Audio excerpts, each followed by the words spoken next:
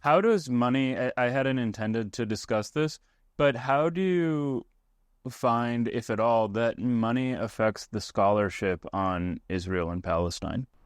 Well, I think there are two bodies of scholarship. There is serious scholarship, which is footnoted, and This is footnoted, though, too, but right. That's what I was going to say. There are two there, which is footnoted, and it seems that the normal protocols of accuracy and transcription are abided, and then there's just propaganda.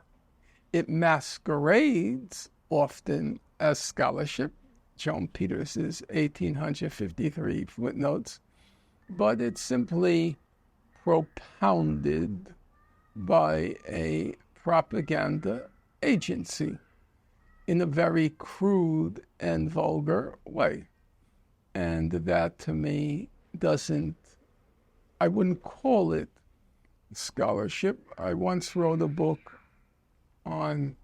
co-authored a book on the Nazi Holocaust, and I made a distinction in the book between what I called Holocaust scholarship and Holocaust literature.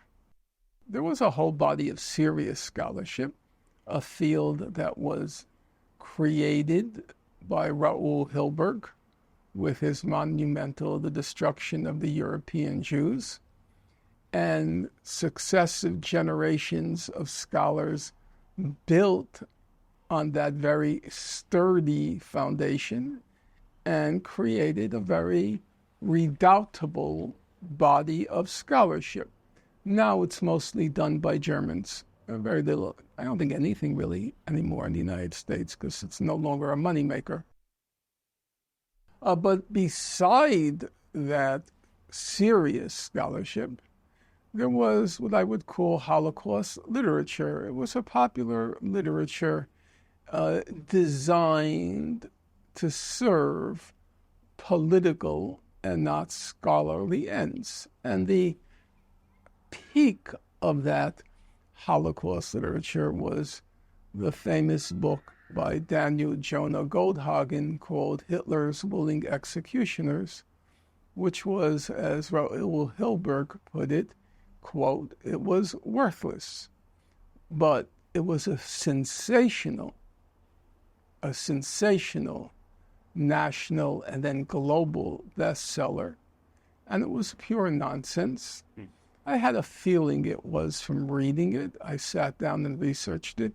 And then I wrote a very, I would say, famous article on Goldhagen's book saying it's a complete hoax, nonsense. And that article was eventually published with a German historian, Ruth Bettina Bern, in a book called The Nation on Trial.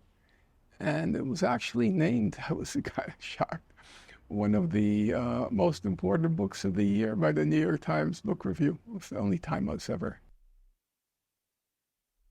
positively mentioned in any aspect of New York Times, be it the book review or the news pages.